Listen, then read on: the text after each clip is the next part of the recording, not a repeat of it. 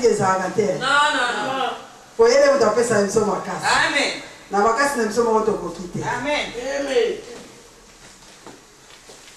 Bien aimé le Seigneur, va tokota na kati na prédication na biso ya mokolo na lelo.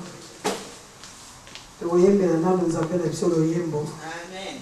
Po teyakitaka na adoration. Amen. Na louange. Wana ezali adresse na ye. Amen. Soki baka adresse wana ya Yesu te adresse ne yango wana.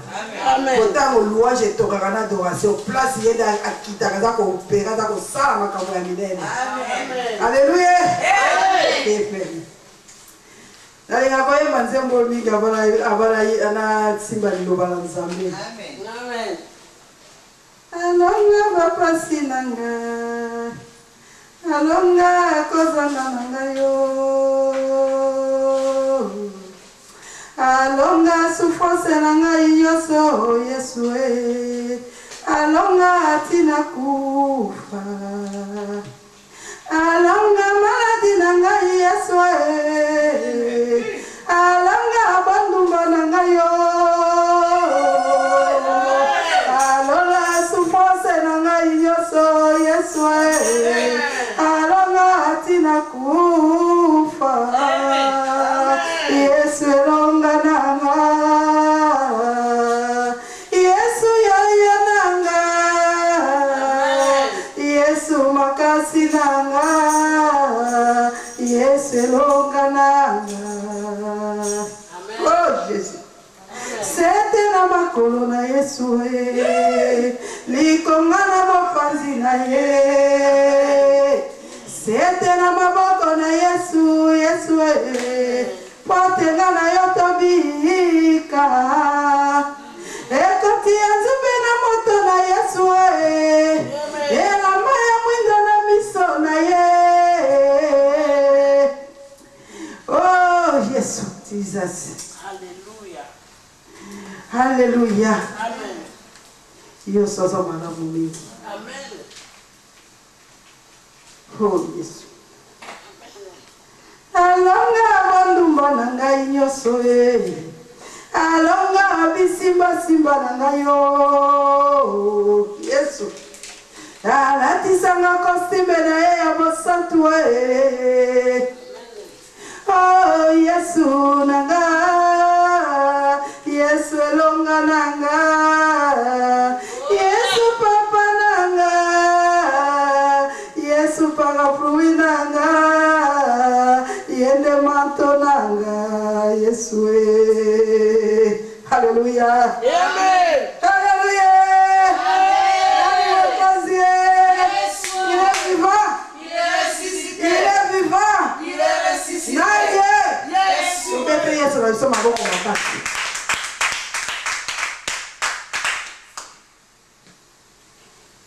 Bien aimé le Seigneur, lelo matin na biso ezali na kati na mokanda ya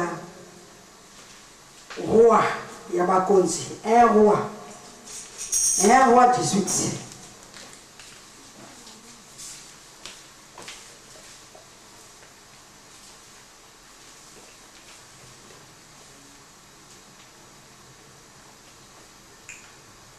Un roi 18, ceux qui montagne a oublié montagne la biso. La montagne la biso à partir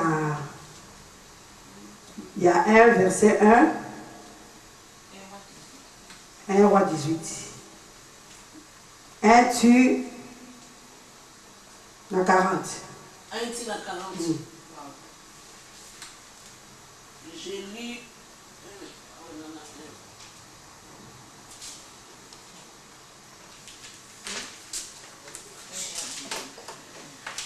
Je lis au nom de Jésus.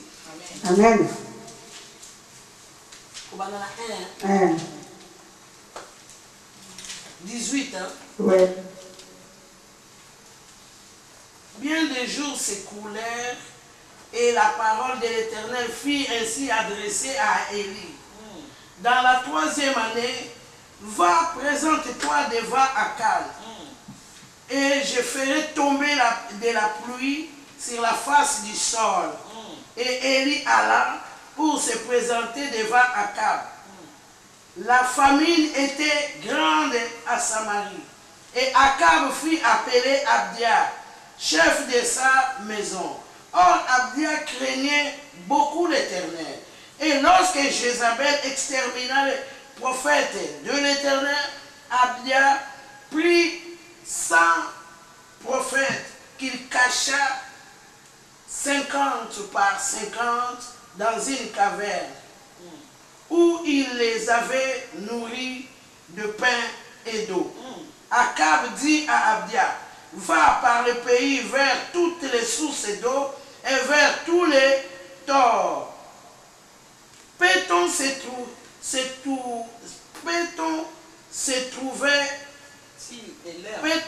trouvera-t-il de l'herbe et nous converserons la vie aux chevaux et aux moulets et nous n'aurons pas besoin d'abattre du bétail.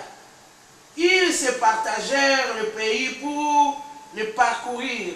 Akab alla seul par un chemin et Abdia alla seul par un autre chemin.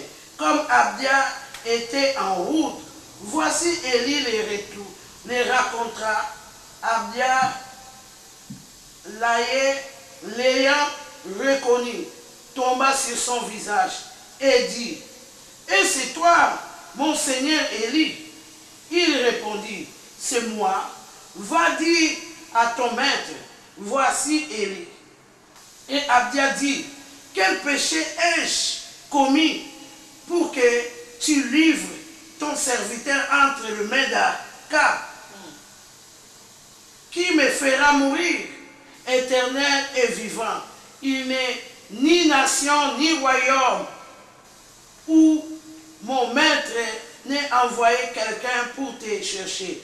Et quand on disait que tu n'y étais pas, et il faisait jurer les royaumes et la nation que l'on ne t'avait pas trouvé.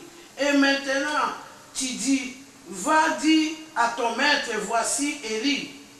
Puis, lorsque je t'aurai quitté, l'esprit de l'Éternel te transportera, je ne sais d'où. Et j'irai informer à Akab, qui ne te trouvera pas et qui me tuera. Cependant, ton serviteur craint l'Éternel dès sa jeunesse. N'a-t-on pas dit à mon Seigneur que j'ai fait quand Jézabel tua les prophètes de l'Éternel? J'ai caché 100 prophètes de l'Éternel, 50 par 50 dans une caverne, et je les ai nourris de pain et d'eau. Et maintenant tu dis, va dire à ton maître, voici Élie, et il me tuera. Mais Élie dit, l'Éternel des armées, dont je suis le serviteur, est vivant. Aujourd'hui, je me présenterai devant Akab. Abdia étant allé à la rencontre d'Akab, l'informant de la chose. Et Akab se rendit au-devant d'Élie.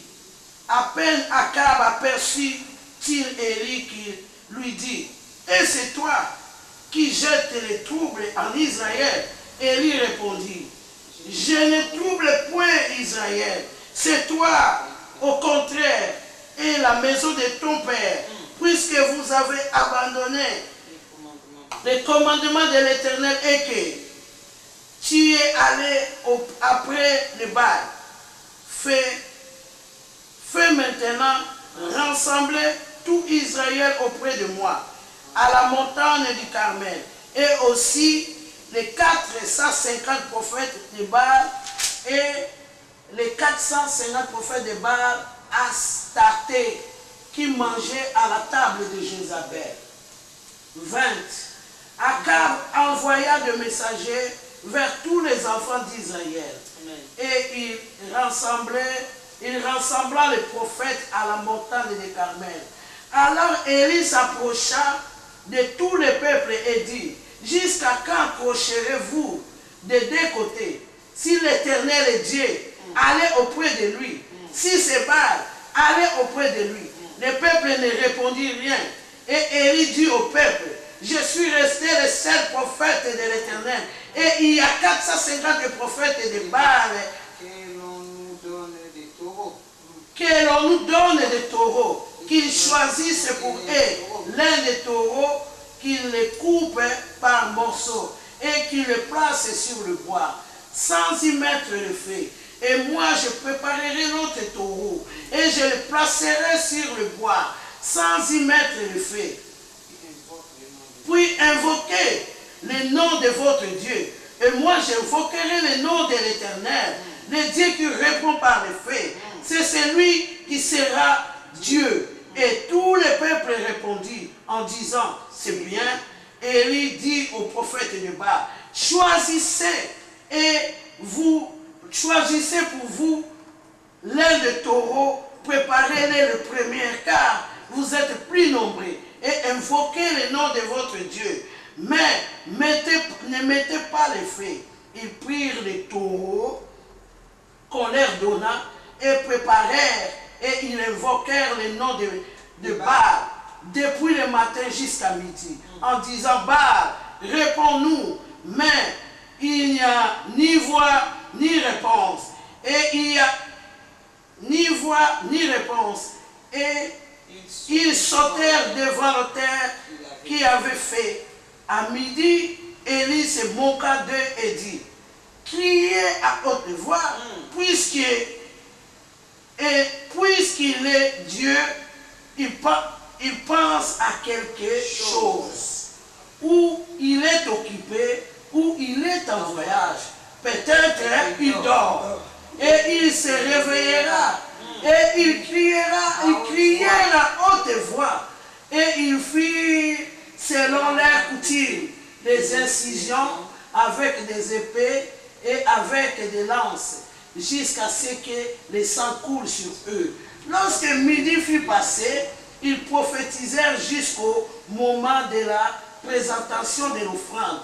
Mais il n'y a ni voix, ni réponse, ni signe d'attention. Et il dit alors à tout le peuple, approchez-vous de moi. Tout le peuple s'approcha de lui, et Élie rétablit l'autel qu'il avait été renversé. Il prit 12 pierres, d'après le nombre des tribus des fils de Jacob, auquel l'Éternel avait dit, Israël sera ton nom. Et il bâtit avec ces pierres un autel, et au nom de l'Éternel, il fit autour de l'autel fossé de la capacité de 2 mesures de semences. Il arrangea le bois, coupa les taureaux par morceaux et les coupa les taureaux par morceaux et plaça sur le bois. Puisqu'il remplissait d'eau, puis il dit, remplissez d'eau 4 cruches et versez-les sur l'holocauste et sur le bois. Il dit, faites-les une seconde fois. Et ils le firent une seconde fois. Faites-les une 3e fois. Et ils firent une 3e fois. L'eau coula autour de l'autel et l'on remplit aussi d'eau les fossés. Au moment de la présentation de l'offrande, Élie le prophète s'avança et dit, l'Éternel Dieu d'Abraham, d'Isaac et d'Israël, que l'on sache aujourd'hui que tu es Dieu, en Israël que je suis ton serviteur, et que je fais toutes ces choses par la parole, par ta parole. Réponds-moi, Éternel, réponds-moi afin que ce peuple reconnaisse que c'est toi, Éternel, qui es Dieu, et c'est toi qui ramène le cœur. Et le feu de l'Éternel est tomba. Il consuma l'holocauste, le bois, les pierres et la terre. Et il observa l'eau qui était dans les fossés. Quand tout le peuple vit cela, ils tombèrent sur leur visage et dirent, c'est l'Éternel qui est Dieu. C'est l'Éternel qui est Dieu. Saisissez les prophètes de Baal, leur dit Élie. chacun d'eux n'échappe. Et il les saisit, et il les fit descendre au tord de Succoth, qui sont où il les égorgea. Amen, amen, amen, amen. Amen, amen, amen, amen, amen. Fire. Bien aimé dans le Seigneur. Amen. Alléluia. Amen. Amen. Un roi de belle bisoni. Likamone les gens à quatre ah bien aimé dans le Seigneur. Amen. Likamone baza kokufela prophète Eli na makambo ya nani ya Nzambe ya Baal. Nzambe ya Baal wana ezali nini bien aimé dans le Seigneur. Ezali Nzambe oyo ezali babenga Nzambe ba eza Kemosh. Na bana na bango bakobenga weza Nzambe na Kemosh. Nzambe ya Kemosh ça veut dire quoi? Place autre kaka rit passe baba konzianera na ngaba bina libumo ya rit. Place rit azalaki princesse. Nakati ya ndaku ya roi wana. Bango bazali ne keko na bango wana baba ya Nzambe na ngaba bali bana ko benga ngo Kemosh. Kemosh wana basala eke kwa munene basala libulu moko na kati ya libumu na ye batia bakoli babiloko kuna donc moto wana epelaka mikolo nyonso mais na mvula moko babimisaka bano ya mike ya 9 ans 10 ans mpo bakenda kotiaka bango lokoste kuna mpo bakenda koboma bango babengi mokili mobima batondi bakoteya moto banoteya bana ezalaki rite rite moto akoteya bana soki bokufi donc bokende epai na Nzambe mais bana ya bato mpe ya mike ya bavierge bayebi eloko te bana mpe bazosepela. Mais Rite azalaki mopona bina Nzambe. Pota azalaki ne pakola bina Nzambe azalaki na fe ya Nzambe. Maga azalaki na kati na Nzambe na Baal. Maga azalaki na kati na Nzambe na Kemosh. Nzambe atikelaka bato temps. Atikelaka bato temps mpona atike le temps mpo te ochanger. Mpona ochanger. Omoi mutu mosusu ozomona eza soki ndenge nini bozoseka koseka te motango nayo nekoki te. Donc ane Nzambe asa elembo na ye abike mokolo mudati wana kokoka. Mwa wana kokoka jour wana kokoka korécupérer moto na nga. Betanga kotema liboso na koteya moto yosa kokama kaka ye. Alléluia. Alléluia. Yanga likambo ezali na biso awa lelo likambo ya Nzambe ya Baal na Eli. Likambo ya ba prophète. Na ba faux prophète, na ba prophète oyo ya solo ya Nzambe. Amen. Zizabel azali mwasi moko démoniaque. Zizabel azali mwasi moko akoya kosala zizaniko azali mwasi moko na azaki oyo tobengaka ba femme démoniaque na loba oyo donc Nzambe asala ba Satan tinda bango bakele ko démolir bato. Zizabel wana yazalaki alingaki koloka basali ya Nzambe oyo ya solo te. Ba prophète na Nzambe nyonso ye azalaki mwasi moko azalaki lokola autoritaire mpona koelimine basali na Nzambe koelimine basali mpo oyo ya bango ya Baal nde batika bango na bango nde bafrai Nzambe na bango. Alléluia. Alléluia. Baelimine bana balimine basali na Nzambe me babosanaki ke moko oyo azali na faya oyo mokolo akokoma na esika wana nde place wana akomisa bango bazoba. Alléluia. Kolakisa bango ke Nzambe oya biso azali Nzambe. Nzambe oya biso azali Nzambe na bomoi. Nzambe oya biso azali Nzambe ya lobaka. Nzambe oya biso azali Nzambe ya yokaka. Oya monaka. Azali Nzambe ya bakufi te. Azali Nzambe bato ekangama te. Azali Nzambe ya bababa te. Tanga lobaka likambo na ye ekokisamaka. Alléluia.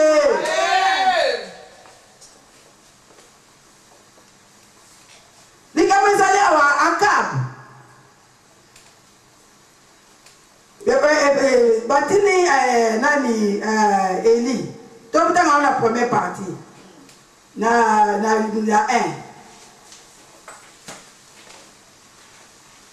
Bien des jours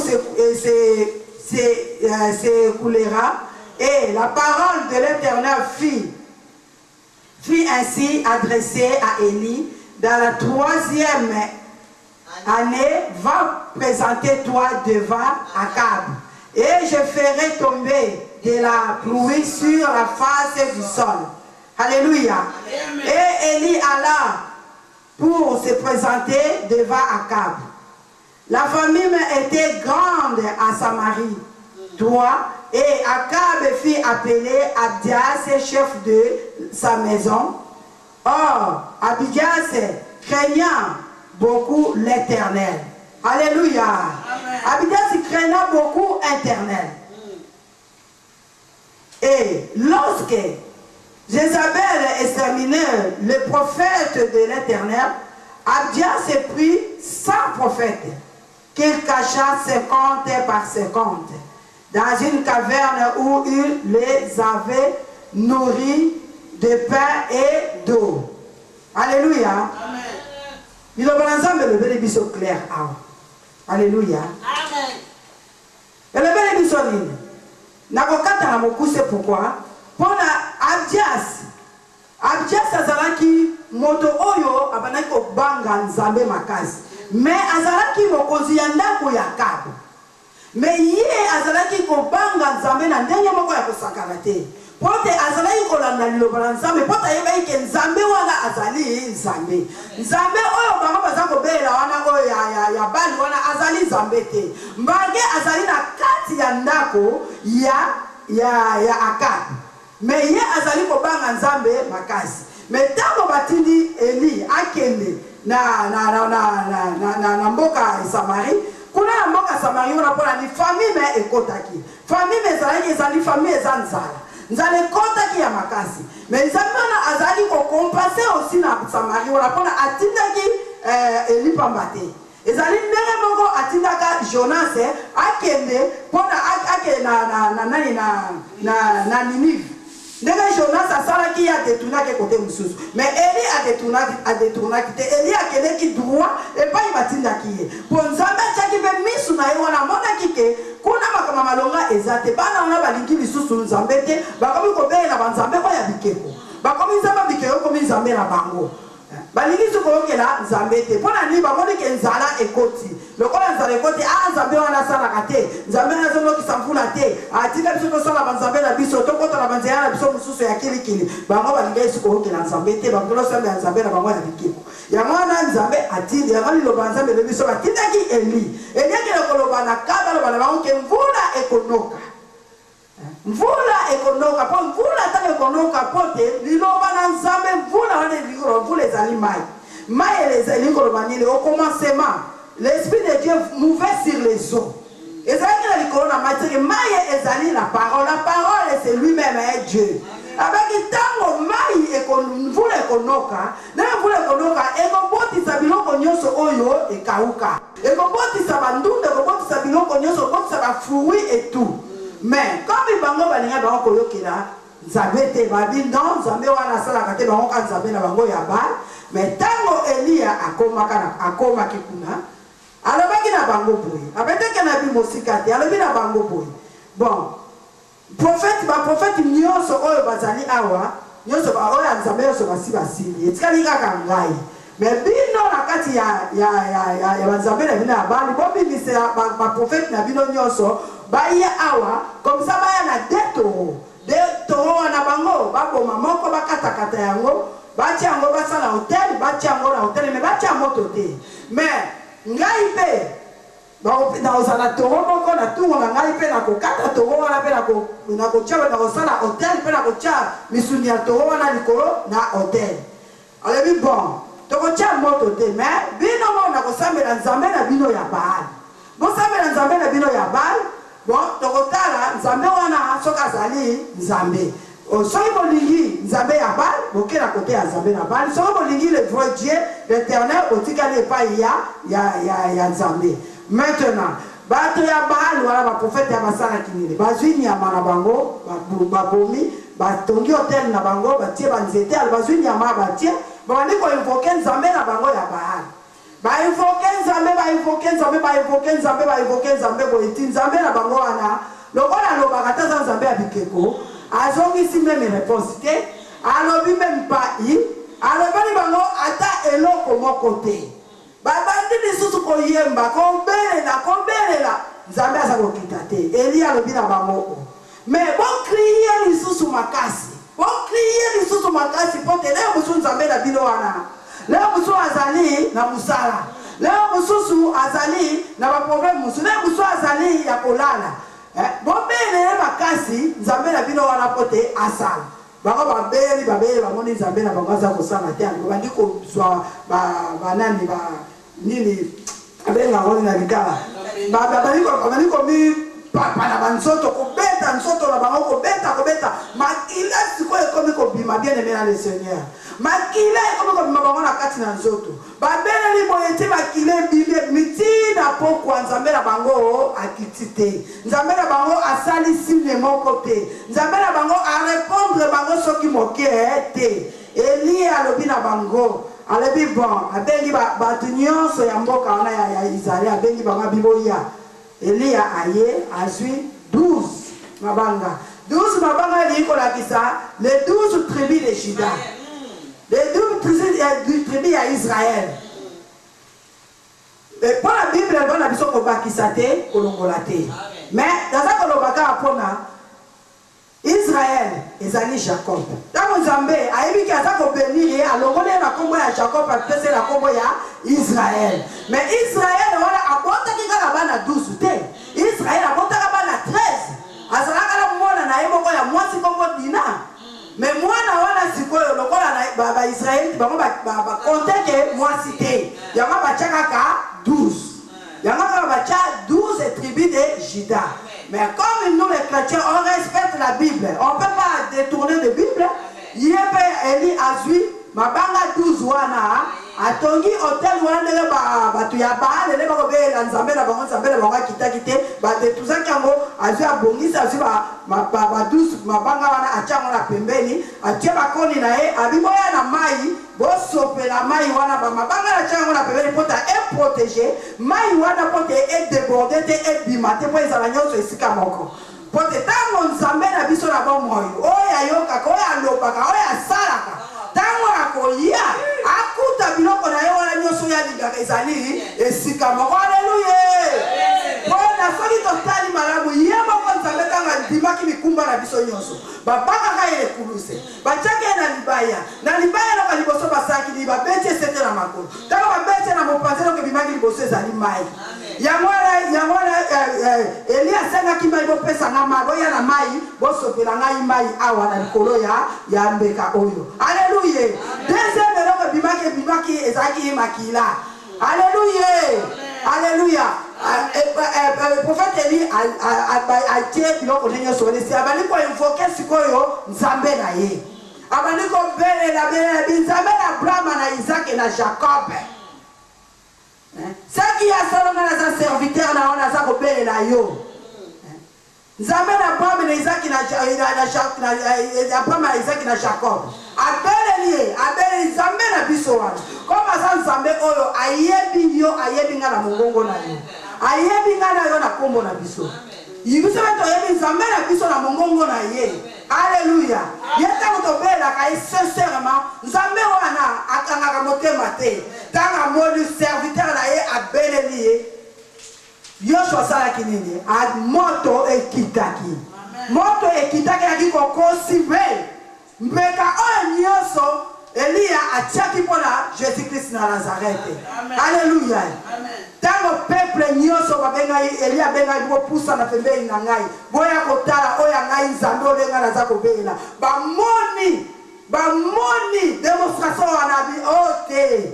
Bahale Kemosh yoza ukosa biso. Oyo véritable nzambe nde yeyo Jésus-Christ na Nazareth. Véritable nzambe nde yeyo. Bango yoso bachie bilomi na bango na se. Bafukami pona ko postene liboso na nzambe oya Elia. Nzambe oya yokaka, oya lobaka. Nzambe oya pesaka vie. Alléluia. Nzambe oya pesaka vie. Eliko lobanini nzambe alakisaki. Alakisaki bango ke nzambe wana ya bana bino boza kobela wana azali nzambe te. Azali nzambe te. So bino botiki ngai. Botiki nzambe le véritable nzambe. Bino bokei siko na nzambe ya bana. Nzambe wana azali nzambe oya yokaka te, alobaka te, asalaka eloko moko te. Ezali nini ozangi parole de Dieu pozangi la prière na kati na mbongo na yo. Soki ozangi biloko wana bama ozali ya kokauka. Kokaukezane ni moto asangi molimo mosanto. Pote molimo mosanto pweza na kati na yo. Il faut oza nano na compte de Dieu. Et puis oza na kondime. Puis parole na nzambe etonda manakati na yo.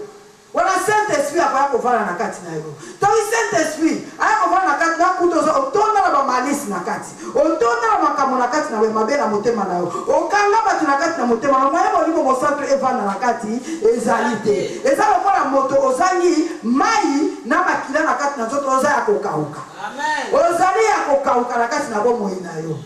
Yango na monike Eli lokola Nzambe asi afungola emiso asi apesa ye. Alakisa ye. Alobindo kote na alakisa bango ke Nzambe na nga aza Nzambe na bomoi, aza Nzambe na bakufi te, aza Nzambe oyo apesaka vie, aza Nzambe oyo apesaka bomoi. Alobi nini? Nakozwa nanu mai boyelanga mai nasopela nanu ba nzete oyo natiaki mpona atia natumambeka na nga. Nzete wana elingi koloba ezali yo na ngai bien-aimé na le Seigneur.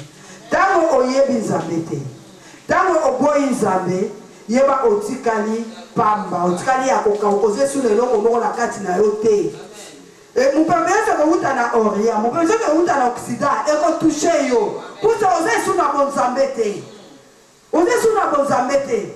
Tomona yango na monde na biso oyo rien nde tozovanda. Ah, tomona yango na France esala marato. Ta na kati ya France oyo obwaki même cigarette yako melo obwaki be almet. Soka esui na zamba. Ta ba nzeto toneke kendeke na kozika. Pour nini eza kokauka eza vivante. Eza vivante. Omeza ko metango nzete wana ezali na mai. Evanda misisa na ngwe lenda ma evandi. Lokola fleur oyo evanda na penepene ya mai. Oyo ekauka kate nene pisom nene lobeli biso. Okozala toujours ya ko vivre. Okozala toujours ne seconde Nzambe. Okozala toujours donc balaka ko rayonner tango nyonso. Alléluia. Amen. Okozanga eloko te bien-aimé na le Seigneur.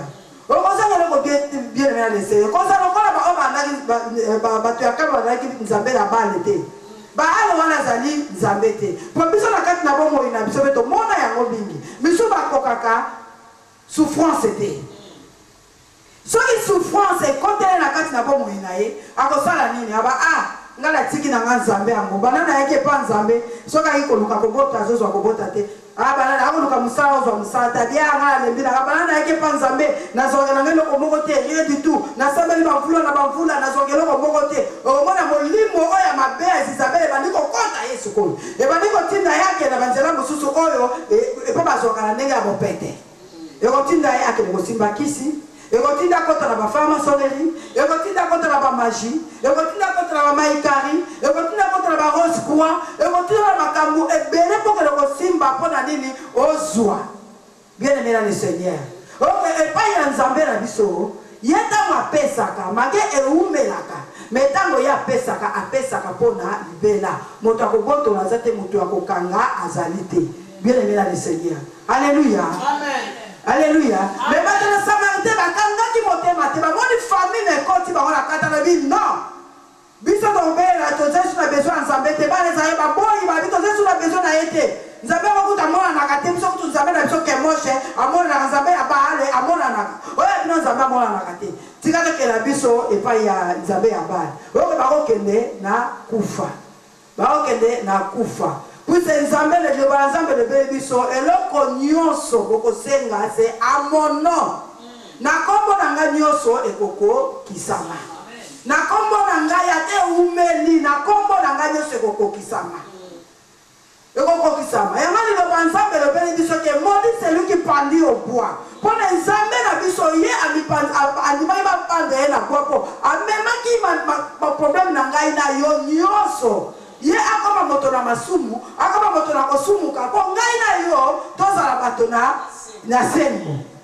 Alléluia. Mais ndenge nini yo moto oboya Nzambe wana oya loba ko ya salaka. O to mona ki o ba biso to mona te biso to na makomi na Nzambe, mais toza na foi to ali ko ndima yango, biso to yebi que c'est lui notre Seigneur.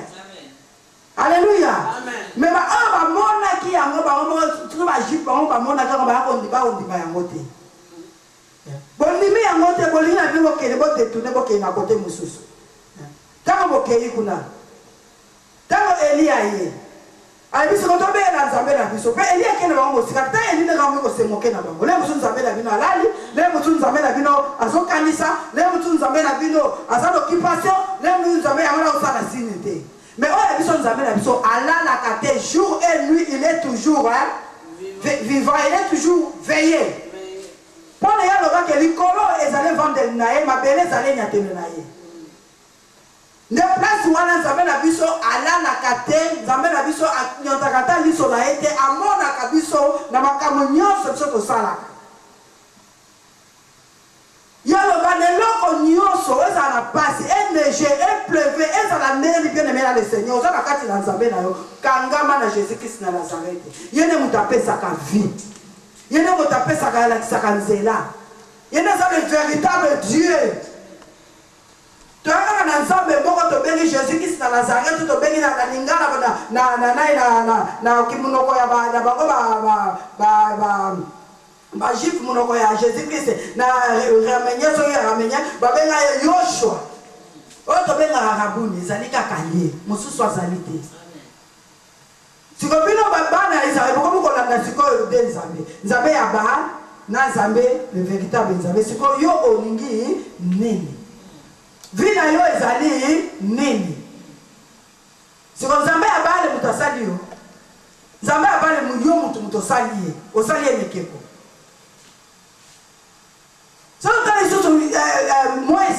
Moïse a mataki 40 jours pour qu'il ait reçu 10 commandements à l'ango. Comme Aaron a zaki moponamité. Nzamba tcheke pas là Moïse a zali motu ale kumba. Pour ça il passe Moïse a calé, Nzamba tchema lo balakati na Aaron pour les aloba. Mais tant Moïse a kendeki na nzamele pendant 40 jours amoni azako yate. Bana Isaïa batomboki. Oh Moïse a kufia mais biso fato tika na tsola mboka na biso kuna. Alors to sa bombi bisaka o na to sa na vodo. To sa na Nzambe na biso ya bikeko. Tanga sala ka Nzambe na bango ya bikeko. Baso binde la ngoma fete. Moïse azako kitana di commande ba okuta bango bazako binde la ekeko. Alléluia. Bana Nzambe ba bosa ni nyonso mo Nzambe sala ki bango. Bato binde la bikeko Moïse sala ki na ganga ki abua ki di commandement wana. Pendant le vivant qui est le peuple de Dieu. Vous allez peuple Élie. Mais pourquoi vous ne pas détourner pourquoi il y a quand vous avez Nzambe mosusu. Nzambe azalika ka moko le seul Dieu. Azalika ka moko mosusu azalite. Le Dieu là il est réel bien aimé dans le Seigneur. Mota kosa yote ata soko koluke loko. Ozuite na kati na bonzambe yeba ke Nzambe wumelaka. Et que ça la 10 à 20 ans. Peu que ça la fait le sec qui veut le apésio. Peu la minute tu vois l'apésio. Mais oh il y a Satan. Alléluia. Amen. Alléluia. Amen.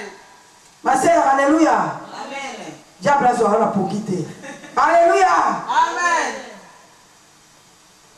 Pour les gens qui ont besoin de mater, ils vont comme aller, ils vont compter à moi, ou peut-être moi c'est ma pour lui. Alléluia. Amen. Kokota na nzela ya bali te ozala mwana na Nzambe. Po tozala to obundisa moyi. Alléluia. Amen.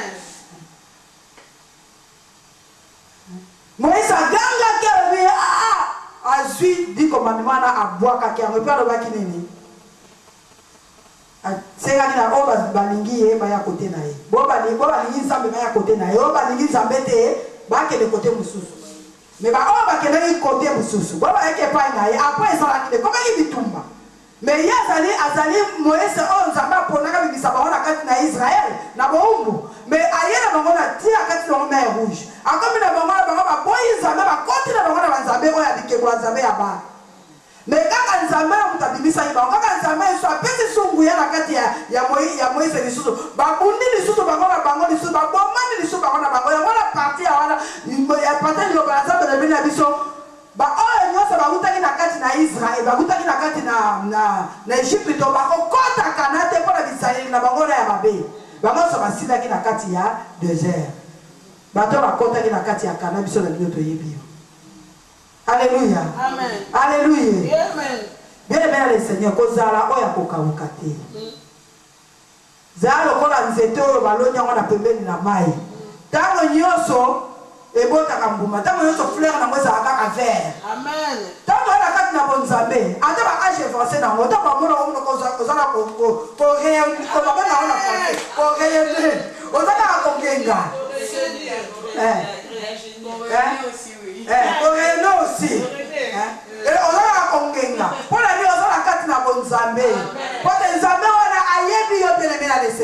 ayebi yo ayebi ngai ayebi biso nyoso ayebi ke tango zopela ina ozopela nzambe wana sincère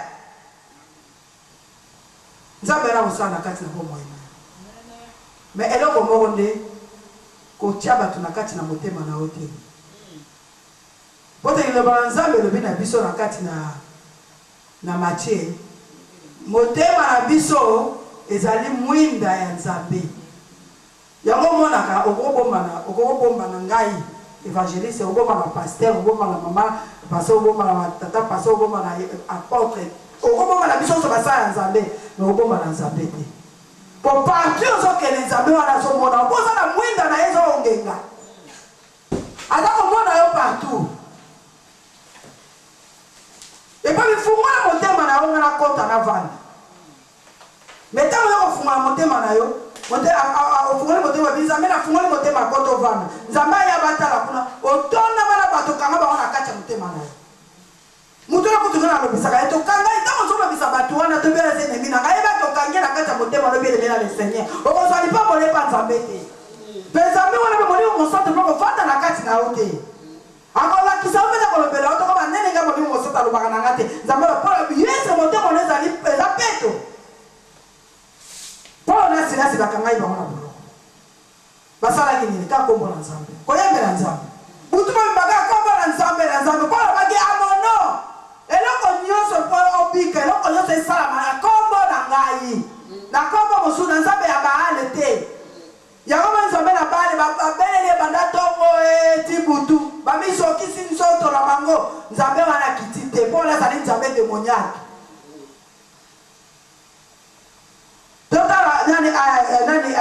Abdias tanga bomba ki basali ya nzambe 50-50 akaboli bango akenda anopesa bango nini aba pesa bango mai aba pesa bango mapa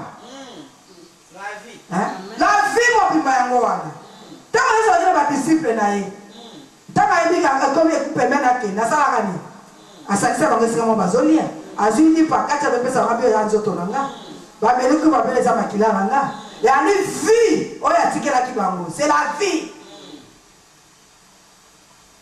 ezali vie mobimba ngo atikelaki bango atikelaki bango babandaki yango bala moko te mpona bayini bango motu moko abima te na kati ya jide bobima te bino tozozala wana bokobima mokolo oyo ngai na koya mpe koteya bobana koteya nango na kati na mboka na bino aka bobima bokende mpa mosusu eza ndenge moko nous aussi les serviteurs et servantes de Dieu.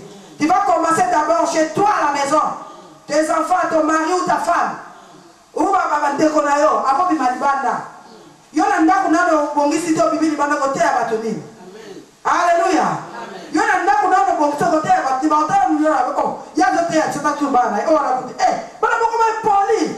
Na ona kuti ona kuti kuta sabota sukutu sebo bana bali ete. Exemple ko banano na yo moko.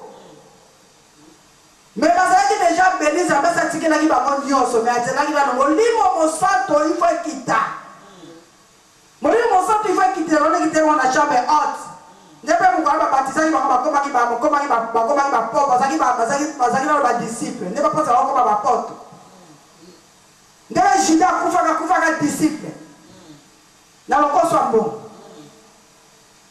na 30 pièces ya pamba 30 pièces.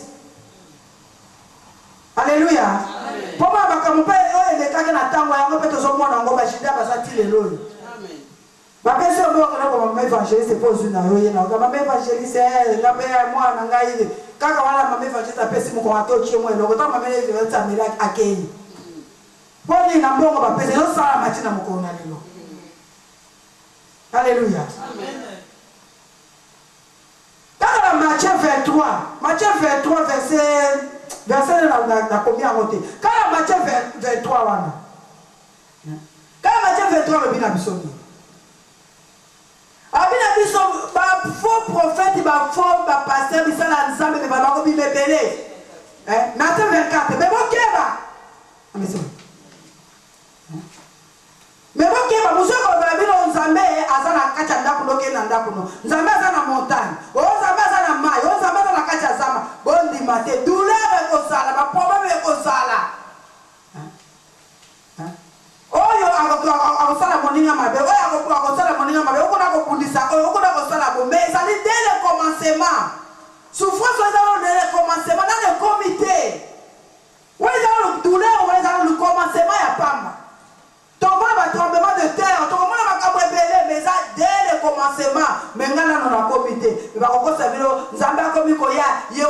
nanu na komite po mukolo na koya moto moka koyeba te. Alléluia. Amen. Yo moto wana na Nzambe ya bale mukolo fe Seigneur koya moto moka koyeba te. So zaki na bilango tika na bilango. So zaki na musala tika na musala. So zaki na kate église ese mona wana okuto na kate banango bele na yoza ko louer. So zaki na barabara kishipa mukuse na kuisa okuto ka ozaleta kozonga kote. Ozaleta te po mukola koya lokola voler. Mais on est tous pas tremblement de terre tous au monde pays où on dit ça beaucoup tous au monde Congo beaucoup na chota ne ba tous on dit ça so na ba multinational ba lobby on dit ça biso abi mais ezali dès le commencement souffrance wana na yete mukola koya mutu moka koyeba te bele bele le Seigneur totika Nzambe na bahale to ya na le vrai Dieu o Eli abele laki. Amen. Oza nzete na mobeso weza kokota mbumata bonyoso. Alléluia. Otona manakati na liloba na Nzambe. Otona manakati na nguya na ye. Alléluia. Tamba somo no sone ka bia oui, c'est wana vraiment. Banda bongo ama. Ye peza, opesa batu kuya Nzambe. Amen. Na mutu asale mbaka na yeko sambe ataka komona o mutu zali so ite nini metaka moni on ça va façonner yo atala bi non mais on Nzambe asali na ye pourquoi pas kusali pana. Amen. O pesa ndeko na yo ku ya Nzambe bala Nzambe mengi bakomi perdu. Alléluia. Amen. Alléluia. Amen. Waza mato ya koyoka. Ayoka. Waza motema kondima. Na suki ya pona tikela. Mama jaoneze ako cartonné. Na tumoni kazi la mama jaoneze ako cartonné. Alléluia. Amen. Amen. Amen. Maman va pas prendre la béni. Amen. Amen. Bien aimé. Tout saisir en vous. Amen. Amen. Faut saisir.